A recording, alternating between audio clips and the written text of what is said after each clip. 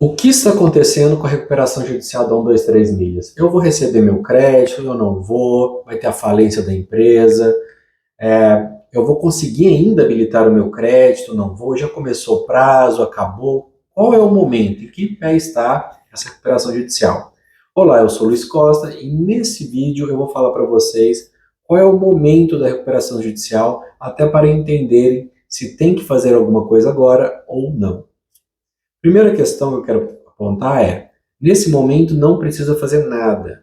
E por que isso? Houve a suspensão da recuperação judicial da 123 milhas. O que aconteceu? A suspensão se deu no dia 20 de setembro, com uma decisão do desembargador relator desse processo do Tribunal de Justiça de Minas Gerais, na qual ele entendeu por suspender, pelo menos por enquanto, essa recuperação judicial pela ausência de constatação prévia. Como assim, Luiz?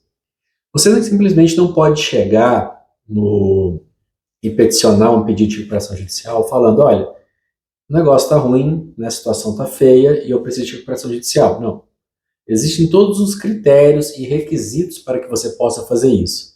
E dentro dos requisitos, você precisa apresentar documentações contábeis, por exemplo, balanço patrimonial, relatório de resultado, demonstrativo de resultado, fluxo de caixa, relatório desse fluxo, tem que colocar quais são os credores, quais são as listas, no caso, quais são as certidões que eu tenho de protesto, por exemplo, os extratos bancários, as relações que eu tenho dos meus funcionários, quem são eles, quais são os valores, salários e tudo mais, discriminar qual é o passivo, ou seja, qual é o tamanho da minha dívida. Então a gente vê que tem vários documentos, e muitos contábeis, inclusive. E o que acontece com isso? Eu posso simplesmente pegar esses documentos e entregar para o juiz e falar: olha, juiz, eu quero a recuperação, entreguei esses documentos, eu fiz aquilo que estava disposto lá no artigo 51 da Lei de Recuperação Judicial e Falência, então eu quero a minha recuperação judicial, pelo menos que ela seja processada. Beleza, até então tá legal. Só que o que estava acontecendo, e teve uma mudança em 2020 nessa lei, era o seguinte: isso começou lá no Tribunal de Justiça no Estado de São Paulo, que eles começaram a fazer? A recuperação judicial, ela é uma lei que ela ajuda muitas empresas no sentido de recuperá-las. Ou seja, ela atende dois lados: o lado daquela pessoa que é o credor e o lado também da empresa. E aqueles funcionários que estão lá dentro. Imagina se uma empresa vá à falência, várias pessoas vão ficar desempregadas. Então ela ajuda os dois, porque se a empresa consegue se recuperar, ela consegue ter dinheiro para pagar seus credores. Essa é a ideia. Só que o que acontece? Às vezes as pessoas pedem recuperação judicial justamente para fraudar, ou seja, para que não pague o seu credor, não pague ninguém e ganhe um tempo. Até porque quando você consegue o processamento da recuperação judicial, você tem aquele prazo de 180 dias, que a gente chama de stay period, na qual eu não, as ações, existem exceções, mas as ações vão ficar suspensas, então a pessoa não pode ser executada. Então isso ajuda bastante, dá um fôlego para a empresa. Só que aí você precisa atender determinados requisitos. E se você está fazendo talvez uma operação fraudulenta, não estou falando que esse é o caso da 123, porque isso tem que ser constatado por profissionais, o que vai acontecer? Eu preciso que um profissional vá lá, pegue esses documentos e olhe. De fato a situação dela está ruim, mas assim, as operações, as escriturações contábeis estão ok, foi tudo feito de uma forma não fraudulenta, tudo legal. Com isso, o juiz vai falar: olha, beleza, então está tudo certo, vamos dar continuidade a esse processamento da recuperação judicial. Agora, caso o juiz verifique que teve esse erro, né, teve esse problema, ele vai simplesmente indeferir a recuperação judicial, e isso vai para ele podendo até notificar, ou melhor, noticiar ao Ministério Público, isso porque houve uma possível fraude. E aí o Ministério Público vai ter que dar andamento em relação para entender se houve essa fraude.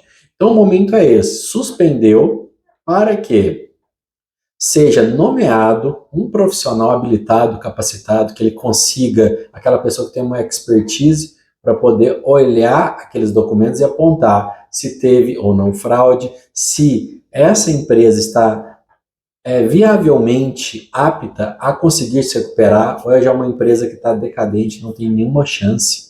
Então esse é o momento da recuperação. Então por isso teve essa suspensão. Tem outros pedidos lá também no recurso do banco, porém o desembargador achou que é melhor fazer uma análise depois dessa resposta da constatação prévia, ou seja, depois que o profissional habilitado, capacitado, analisar aquilo e falar, está ok ou não está ok. Então esse é o momento.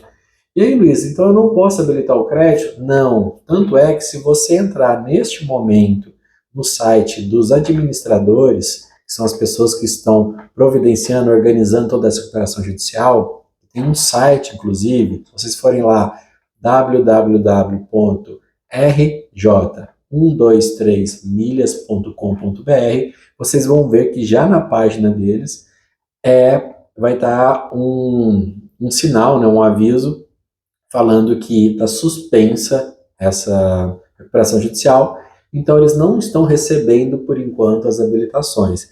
E entendam também que não iniciou ainda o prazo para habilitação. Então está tranquilo, vocês vão ter aquele prazo ainda de 15 dias e dá para fazer. Mas agora é entender se vai ou não ter recuperação judicial. Precisamos aguardar esse relatório, ele não vai demorar a ser feito, acredito.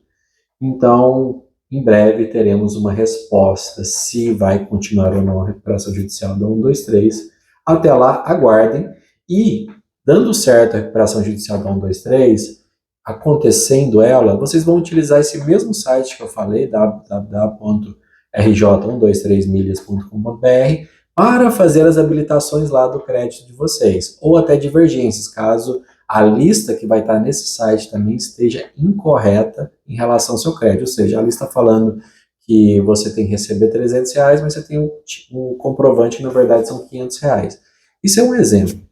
O que eu peço também para vocês é não façam isso dentro do processo judicial, porque não é o local para fazer essas habilitações.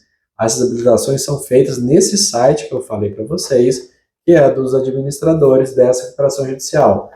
Está tendo uma chuva de processos, né, uma chuva de pedidos de habilitações dentro desse processo. Então imagine o seguinte, são basicamente mais de 700 mil credores.